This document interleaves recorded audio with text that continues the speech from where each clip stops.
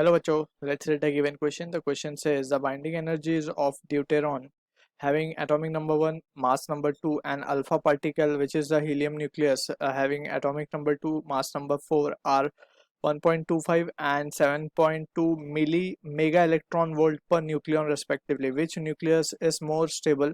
Calculate binding energy per nucleon of uh, Fe, that is having mass number 56, atomic number 26, and mass of this Fe, that is iron, has been given as 55.934939 AMU. Mass of proton has been given as 1.00785 AMU, that is atomic mass unit, and mass of neutron has been given as 1.0086665 AMU.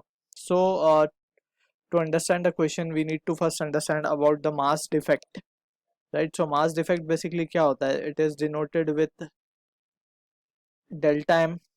It is nothing but mass of nucleon minus mass of nucleus. So basically हमने पढ़ा हुआ है कि nucleus is made up of nucleons. Nucleons basically क्या होते हैं? Nucleons is nothing but it is number of protons and neutrons. तो अगर हम कोई भी एलिमेंट ले लें x, लेट से उसका मास नंबर अगर हम मान ले a है और एटॉमिक नंबर z है, सो इसमें से हम लिख सकते हैं कि a will represent number of protons plus number of neutrons, और अगर हम बात करें z, so it will just represent number of protons या फिर नंबर ऑफ इलेक्ट्रॉन्स भी हम कह सकते हैं ऐसे, ठीक है. So this is the thing we need to remember. अब यहाँ पे जब भी फॉर्मेशन ऑफ न्यूक्लियस होता है, सो जो कंप्लीट न्यूक्लियॉन्स होते हैं, that is proton and neutron, उनका जो मास होता है वो कंप्लीटली न्यूक्लियस में कन्वर्ट नहीं होता. ऑलराइट, उसका कुछ मास लूज हो जाता है in the form of energy. By Einstein equation we know के E equals to what, mc square. अब यहाँ पे इंस्टेड ऑफ m हम क्या लेंगे? डेल्टा m लेंगे, क्योंकि यहाँ पे mass defects we need to consider. अब यहाँ पे we can clearly see energy and mass are interconvertible. So अगर मास कम हुआ है तो वो कहाँ चला गया? वो it will lost in the form of energy, right. So we can say in this situation हम क्या लिख सकते हैं कि जो न्यूक्लियॉन्स हैं वो एक तो न्यूक्लियस बन गया और उसके साथ साथ कुछ एनर्जी रिलीज हो गई, क्योंकि न्यूक्लियस का जो मास है वो एग्जैक्टली न्यूक्लियॉन्स की तरह नहीं है, वो कुछ कम है. सो बचा हुआ जो मास है, जो डिफरेंस है, वो in the form of energy it is been released, right. So यही डेल्टा ई को हम कहते हैं binding energy. Binding energy, right.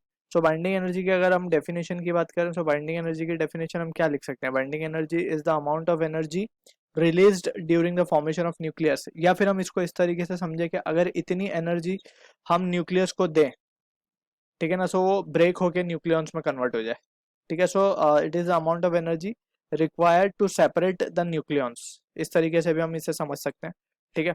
So also अगर हम बात करें मास डिफेक्ट की थोड़ी सी, तो डेल्टा एम को हम कैसे निकाल सकते हैं?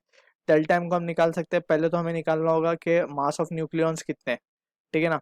सो a minus Z into mass of neutron हमें करना पड़ेगा. सो इससे हमें न्यूट्रॉन का टोटल मास मिलेगा, प्लस मास ऑफ प्रोटॉन करना पड़ेगा, राइट.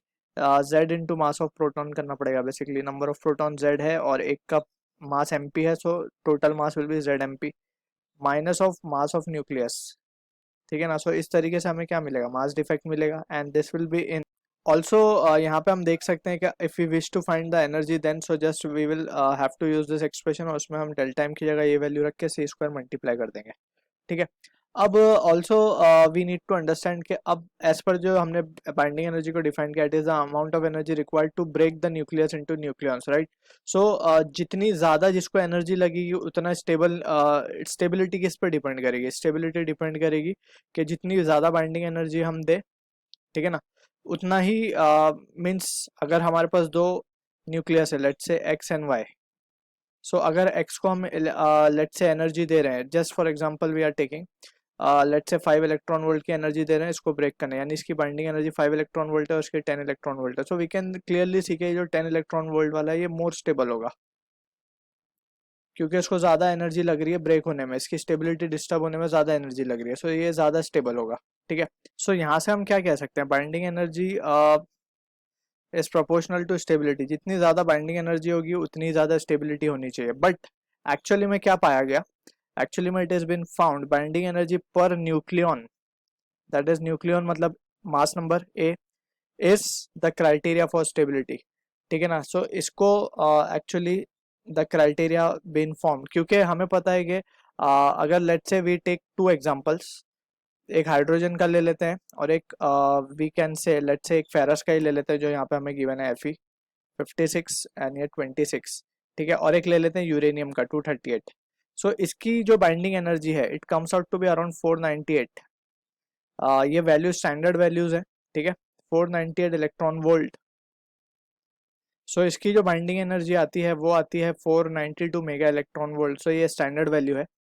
ऑल्सो इसकी जो वैल्यू आती है यूरेनियम की, it is coming out to be 1800 mega electron volt. अब इन दोनों में से हमें स्टेबिलिटी चेक करनी है, यानी कि उसको इतनी एनर्जी लगेगी टू होल्ड 56 न्यूक्लियन, और यहाँ पे 1800 एनर्जी लग रही है mega electron volt to hold 238 nucleons, right.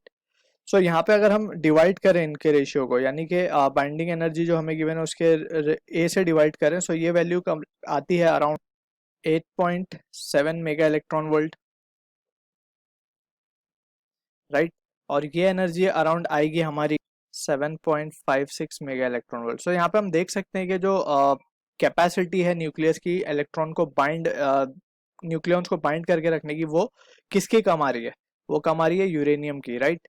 So यहाँ पे अगर हम सिर्फ बाइंडिंग एनर्जी को देख के 1800 मेगा इलेक्ट्रॉन वोल्ट है और कह देते कि यूजिंग दिस रिजल्ट के it is more stable, so that will be wrong, right. So we need to consider binding energy पर nucleon for checking the stability. अब यहाँ पे हम देख सकते हैं इसकी बाइंडिंग एनर्जी पर न्यूक्लियन ज्यादा है, ठीक है ना। So it will be more stable.